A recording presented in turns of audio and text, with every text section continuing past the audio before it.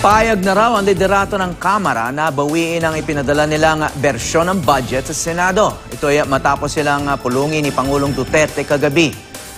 Sinabi ito ni Senate President Tito Soto sa panayam kanina sa programang Unang Hirit. Iginiit din ni Soto na labag sa konstitusyon ang paggalaw ng Kamara sa budget na na-ratify na ng Bicameral Conference Committee. Giit naman ni House Majority Floor Leader Fredenil Castro, walang mali sa kanilang pagbabago sa budget. Sa panayam sa Super Radio DZBB, sinabi niyang napag-usapan naman ito ng liderato ng Senado at Kamara bago nila ito ginawa. Ang sinasabi ko, nung matapos nating ratify, pinalitan nyo, nilikot nyo. Sabi ko, inalis din nyo yung mga para sa bill, nilagay nyo sa district. Ang sinasabi nila, hindi naman mawala yun, nasa DPWH pa rin yun. Oo nga, pero kakong ganyan.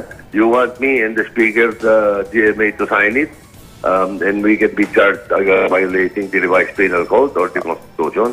So, palagi ang naging usapan is babawiin nila yung pinadala nila sa amin na enrolled bill.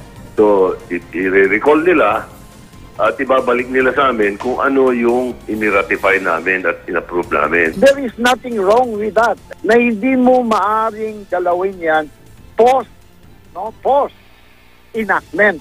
Ng post-enactment ay after the President has signed it dahil batas na ito. At ang pinakamahalaga, ang kalikot na yan ay hindi exclusive sa House of Representatives. Dahil kung ano naman ang dapat gawin ng Senado ay ganun din ang kanilang ginawa. Ayon naman kay Soto, walang ginalaw sa budget ang Senado matapos itong ma-ratify.